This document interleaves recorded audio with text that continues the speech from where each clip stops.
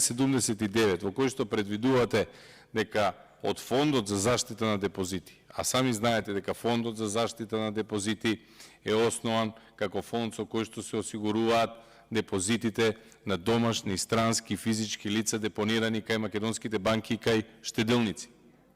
Предвидувате намена на Фондот за заштита или Фондот за осигурување на депозити за една цел за која што не е предвидена, тоа е за решавање на банки, тоа ви го пишува во членот 79, меѓутоа скратена постапка европско знаменце и толку може да дискутираме. Сега сме доведени на пленарна, каде што можеби не е место ваква отворена дискусија, затоа и постои работата на комисиите. Погледнете го членот 81. Значи, пред да зборувам за судската заштита која што ви е предвидена во членот 81, ќе ве наведам на еден друг дел на членот 81, каде што во почетокот на членот 81 зборувате за судска заштита, се упатуваат на управен спор, иако судската заштита треба да биде безусловна, без разлика, на доместокот за штетата настанат со донесување на незаконита одлука или решение врз основа на Законот за решавање на банки, треба да се исплатува од Фондот за решавање на банка, односно од Фондот за заштита на депозити, ако го поврзиме тоа со членот 79. Не знам колку е оправдано незаконитите одлуки кои што ги донела Народна банка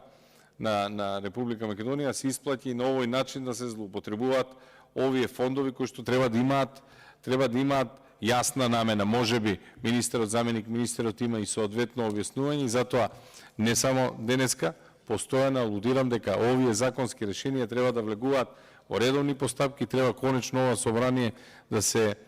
занимаваме со малку поекстензивно разгледување на законите, односно како може Фондот за заштита на депозити во постапка да се користи средства од овој фонд за осигурување на депозити, да се користи во постапка за решавање на банка. Јас ја разбирам потребата од донесување на вакво законско решение. Треба да биде донесено затоа што парите на даночните обврзници, парите на граѓаните не смеат да завршуваат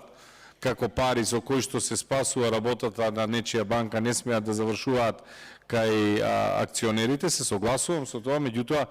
не смеат и парите од Фондот за осигурување на депозити да завршуваат на овој начин и не смеат да се формираат нови фондови за решавање на банки само за да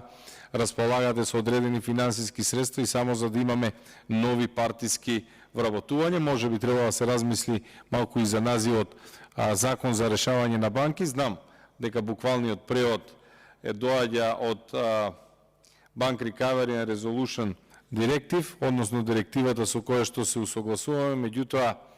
кај нас станува збор за еден буквален и би рекол непрактичен превод Закон за решавање на банки, меѓутоа така одлучило Министерството, тоа и не е толку важно. Ако имате неко објаснување